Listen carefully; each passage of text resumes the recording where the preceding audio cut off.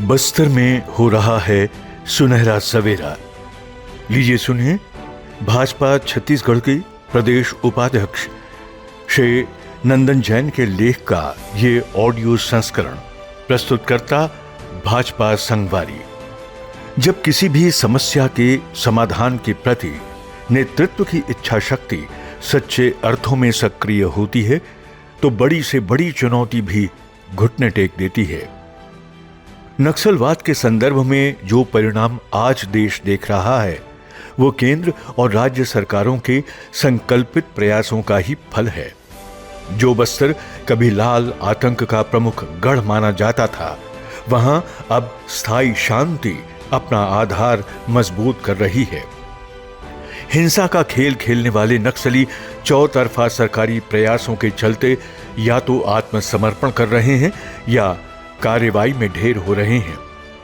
दूसरी ओर जिन अंदरूनी इलाकों तक दशकों तक विकास की रोशनी नहीं पहुंच सकी थी, वहां आज सड़क, बिजली, स्वास्थ्य, शिक्षा जैसी बुनियादी सुविधाएं वास्तविक रूप ले रही हैं। पिछली उदासीन सरकारों और स्वार्थी माओवादियों ने जिन आदिवासियों को छला और लोकतंत्र से दूर रखा, वही समुदाय आज विकास की मुख्य धारा में जुड़ रहा है। भले ही नक्सलवाद अब अंतिम सांसें ले रहा हो, लेकिन इसके दशकों पुराने घाव बेहद गहरे हैं। सैकड़ों जवानों और निर्दोष नागरिकों की हत्या, विकास से पूरी पीढ़ियों को वंचित रखना और भय का वातावरण, ये सब नक्सलवाद की भयावह विरासत रही है। 2000 के दशक की शुरुआत में इसकी ताकत चरम पर थी। तत्कालीन प्रधानमंत्री मनमोहन सिंह ने इसे देश की सबसे बड़ी आंतरिक सुरक्षा चुनौती बताया, लेकिन राजनीतिक मजबूरियों और संकल्प के अभाव में कांग्रेस सरकारें इस खतरे पर निर्णायक प्रहार नहीं कर सकीं। उस दौर में बस्तर से लेकर राजनांदगांव, गरियाबंद और कवर्धा तक आतंक की जड़ें फैल चुकी थीं। नक्सलियों का लक्ष्य दंतेवाड़ा से दिल्ली तक लाल झंडा फहराने का था, जिसे अर्बन नक्सल नेटवर्क से भी समर्थन मिलता था। लेकिन तत्कालीन सरकारों ने इस गंभीर खतरे को नजरअंदाज कर दिया, जिसके परिणाम स्वरूप लगभग 200 जिले माओवादी आतंक की चपेट में आ गए और विकास बुरी तरह प्रभावित हुआ। इसके विपरीत आज मोदी सरकार 2047 तक भारत को विकसित राष्ट्र बनाने के संकल्प के साथ आगे बढ़ रही है। सरकार ने स्पष्ट रूप से समझा कि नक्सल प्रभावित क्षेत्रों को उनके हाल पर छोड़कर देश पूर्ण विकास प्राप्त नहीं कर सकता। मजबूत इच्छा शक्ति और कठोर कार्रवाई के परिणाम आज सामने हैं। आज बस्तर ही नहीं, पूरा दंडकारण्य क्षेत्र विकास का नया अध्याय लिखने को आतुर है। ये क्षेत्र भगवान राम के वनवास काल से जुड़ा है। बस्तर में रामपाल गांव, सुकमा का रामाराम मंदिर, राकेश हाड़ा और कांगेर घाटी नेशनल पार्क भी भगवान राम से संबंधित है।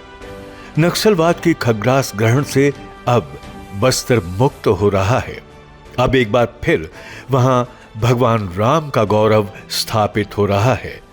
प्रधानमंत्री श्री नरेंद्र मोदी जी एवं केंद्रीय गृह मंत्री श्री अमित शाह जी के मार्गदर्शन में श्री विष्णुदेव साय सरकार यहां राम राज्य स्थापित करने के लिए संकल्पित है। यही फर्क है, एक तरफ इच्छा शक्ति वाली सरकार और दूसरी तरफ उदासीन शासन की नाकामी का। लेकिन दुर्भाग्यपूर्ण है कि देश का विपक्ष भी इस सफलता को नकारात्मक चश्मे से देखने में लगा है। कुछ नेता ये भ्रम फैलाने की कोशिश कर रहे हैं कि बस्तर में उद्योगपतियों के लिए जमीन तैयार करने हेतु नक्सलवाद का सफाया किया जा रहा है। इससे भी अधिक खतरनाक ये है कि कुछ राजनीतिक बयानबाजी नक्सलियों को आदिवासियों का संरक्षक और जंगलों का रक्षक बताने लगती है। ये सीधे सीधे एक क्रूर हिंसक विचारधारा को जीवित रखने की कोशिश है, जो भविष्य के लिए बेहद खतरनाक संकेत है। हिड़मा के बहाने हिंसा का पोषण। हाल ही में मुठभेड़ में मारे गए दुर्दांत नक्सली कमांडर हिड़मा को लेकर कुछ लोग उसके हमदर्द के रूप में सामने आए हैं। कुछ तो उसे बस्तर का रक्षक तक बताने की कोशिश कर रहे हैं, लेकिन इस राजनीतिक चाल से सावधान रहने की आवश्यकता है। हिड़मा कोई निर्दोष व्यक्ति नहीं था। उसके हाथ सैकड़ों लोगों के खून से सने हुए थे। ऐसे हिंसक व्यक्ति को आदर्श या प्रतीक के रूप में प्रस्तुत करना, उसे महिमा मंडित करना, नक्सलवाद को पोषित करने जैसा ही है। यह दुर्दांत हत्यारा बस्तर का आदर्श कैसे हो सकता है? हद तो तब होती है जब दिग्विजय सिंह जैसे बड़े कांग्रेसी नेता हिड़मा को लेकर सरकार पर सवाल खड़े करते हैं। जिनके मुख्यमंत्री रहते हुए अविभाजित मध्य प्रदेश में बस्तर को काला पानी की सजा कहा जाता था, उस दौरान ही नक्सलियों ने यहां अपनी जड़ें मजबूत की।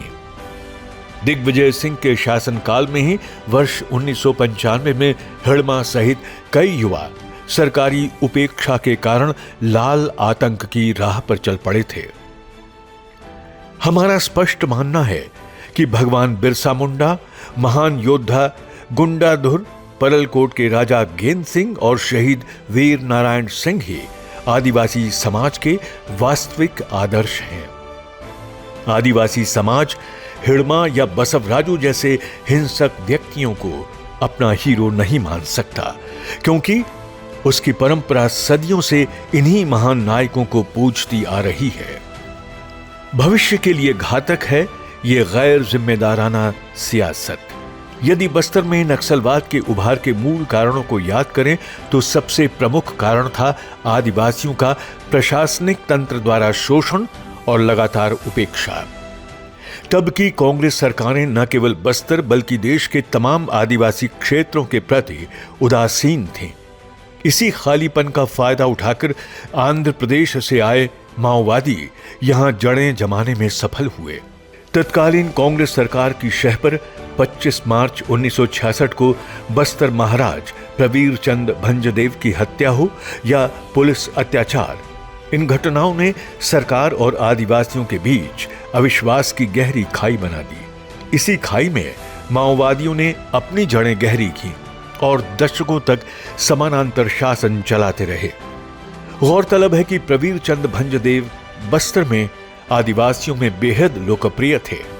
वे सरदार वल्लभ भाई पटेल के समक्ष विलय पत्र पर हस्ताक्षर करने वाले पहले राजाओं में से एक थे। इसके चलते पटेल के साथ उनके करीबी संबंध बन गए थे। भंजदेव ने कुछ और रियासतों को भी विलय कराने में मदद की थी, इसलिए भी कांग्रेस में एक बड़े खेमे को वे चुभने लगे थे। पटेल के नहीं रहने के बाद उनके योगदान को कमतर करने की कोशिश आजादी के बाद कांग्रेस सरकारों द्वारा हुई, ये किसी से छिपा नहीं है।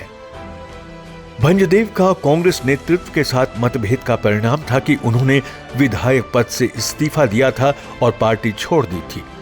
इसके बाद कांग्रेस के साथ उनका मतभेद बढ़ता चला गया। आखिरकार पुलिस ने बेरहमी से गोलियां बरसाते हुए दरबार हॉल के पास ही इस महानायक की हत्या कर दी। ये ऐतिहासिक भूल कांग्रेस आज भी दोहरा रही है, नक्सलवाद के सफाए को लेकर भ्रम फैलाकर। इसलिए आज आवश्यकता है कि इस नए भ्रमवाद से सावधान रहा जाए।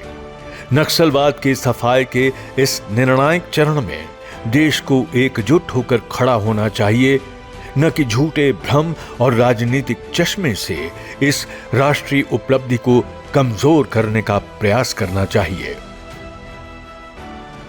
बस्तर में हो रहा है सुनहरा सवेरा। आप सुन रहे थे भाजपा छत्तीसगढ़ के प्रदेश उपाध्यक्ष श्री नंदन जैन के लेख का ये ऑडियो संस्करण। प्रस्तुतकर्ता भाजपा संगवारी।